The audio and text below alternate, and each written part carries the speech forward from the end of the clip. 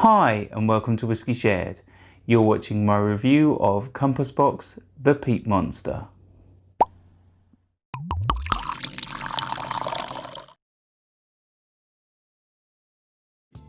I'm Toby and you're watching Whisky Shared.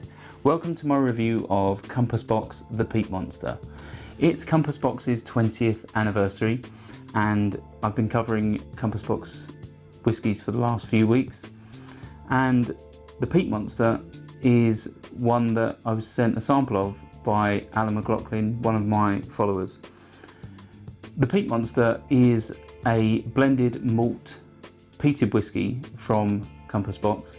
It's bottled at 46%, it's non-chill filtered and it's natural colour. The majority of the whiskey in this blend comes from Kalila and the rest mostly comes from Lafroig.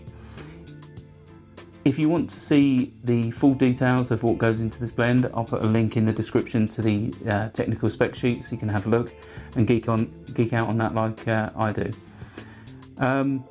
The whiskey itself was made by the whiskey maker John Glasser for Compass Box, and it's been a staple of theirs since 2003. Should we find out what it tastes like?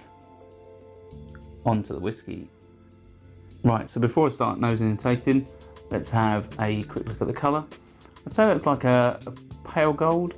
It's not too deep, there's not too much colour influence with this from the cask, so let's try it on the nose. Right, so first thing I get is burnt rubber. Just a hint, but it is noticeable. There's peat smoke. There's like band-aids or sticking plasters.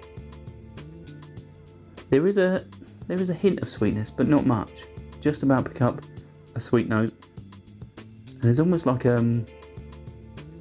meatiness, but really quite faint. It isn't a meaty dram, but there is a hint in there. Let's try it on the palate.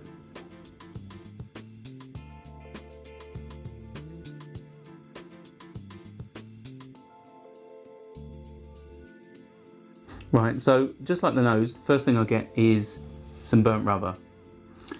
Burnt rubber for me is a tasting note I don't enjoy, but it's only just there. So, you know, some people may love burnt rubber, and there are some whiskies that, you know, I just don't enjoy because of it, but this is only slight.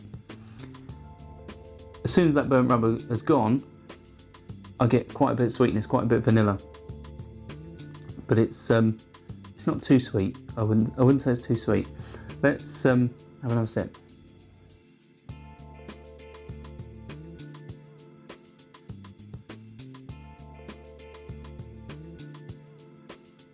Yeah, so on the second sip, I get those flavours I've already described, but I'm starting to get like burnt wood. But that burnt wood is like, you know, when a log's not quite on fire or it's just gone out, and you get that sort of, you know, you get quite a bit of smoke emanating from it. Possibly even like burnt, you know, damp wood when it doesn't really light well. It's that sort of smoke. But it is really filling my palate now. It's not overbearing, but it is very smoky. Yeah, let's have one last sip.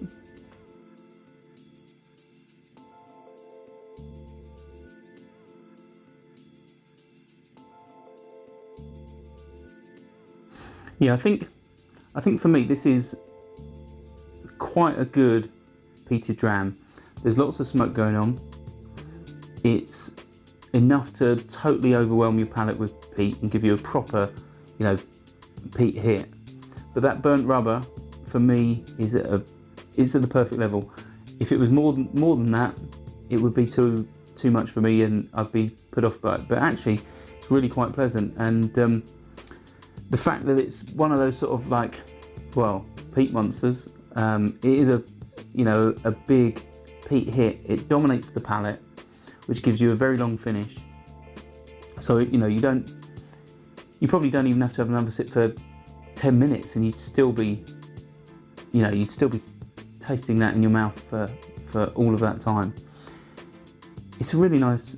I think it's a really nice dram, and I think for the price, I think, you know, at sort of £50+ retail. I think it's probably erring on too expensive for me. If it's on sale, you know, around the £45 mark, I'd probably consider it. But yeah, it's as far as I could probably go with that burnt rubber note, and the Freud is one that normally, you know, puts me off. So the fact that this has got that note in there and it's still quite pleasant, it's a nice surprise. If this sounds up your street, then why not give it a go? And if it doesn't, then check out my next video and maybe that's for you. Stauncher. I hope you enjoyed this video. If you did, why not give it a like or a comment, and please consider subscribing for more videos like this.